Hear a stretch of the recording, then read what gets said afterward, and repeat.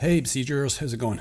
Okay, today what I wanted to do was build a little paddle steamer, you know the type. The paddles themselves are really quite simple to make. I had it in my head already exactly how they would work out, and they worked out just fine. What I was less impressed with is with trying to get the power to them.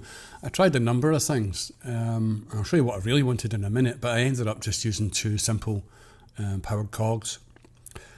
Now, I mean, they're working fine, and you can control the speed on them, etc., etc. But what I really wanted was a steam engine in there powering the steamer. And I checked out what the sort of power to weight ratio and what you could expect from these water cannons as thrusters. And I thought I could extract some, but then so have a lot of people, and we've all been kind of disappointed because it's not really worked out too well. As soon as you go rotary or try and make any sort of angular momentum out of them, it becomes a problem. And you can't really extract much energy from them at all. This was my first go at it. It was alright, but it was kind of cumbersome. Like I say, I'm not getting anything there. That you couldn't power anything with that. It was so slow. The next was quite comical. It's a sort of 4-pistoned 8-disc car, and worked quite well. Again, I've got these cranked up now because I've modded the thrusters to try and get max out of them. But the steam itself doesn't get modded. It's just the reverse thrust. So because of that, I decided I'll put the water cannons on the wheel and do it that way, and that was quite comical. I quite liked that. That would have looked good on a riverboat steamer because of the smoke swirling out all over the place, but nah, not to be. So next time, I've got a few more steam engines that I'm working on. So I just went back to it and kitted it out with water cannons for show, just to give it splishy splashy and some steam, and messed about with it like that. It came out, looks okay. It moves around quite well.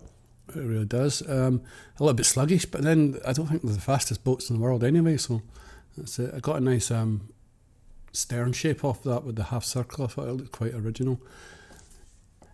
And so what are we going to do with that? I says, okay, then we'll take it to the scout's place and we'll stick some guns and some harpoons on it before we're finished with it and just mess about.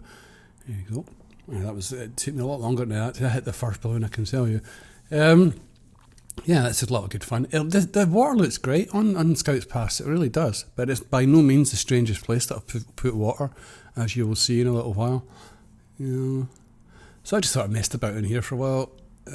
I had promised myself that I would make that harpoon a little bit more stable, a bit more deadly, and more able to bring things down. But in the end, I didn't spend that much time on it. So that's still another project. It's a work in progress. I need to try and improve that. And try and improve my aim a little bit as well. I was getting about 1 out of 10 shots, something like that, which is scandalously low.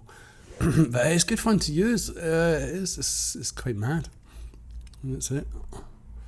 But yeah, dreadful inaccuracies. That was a tiny little skim and it set it off. I was hoping to capture the carriage, but I couldn't. It just wouldn't take it. That's it, just its straight line speed flat out. As you can see, it just chortles along. Tesseract Cat put some buoyancy into this mod now, so you can see it bouncing up and down. Anyway, the strangest place where I put water was on the moon and around the planet, as you can see there.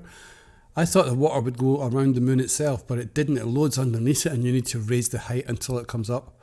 But there's so much weird gravity going on up there that the boat wouldn't go at all. But I mean, I gave it a brave shot. I gave one attempt at doing a flip, and it sort of, I got out of the water, went okay. But it was quite mad. I can change the colour of the moon using ITR's colour machine, because it was black. I thought, I can't have a black moon, that's not gonna wash. So I made it white, and then made sure I did it with water, as you do. These mods are crazy, yeah? They really are. Okay, we out.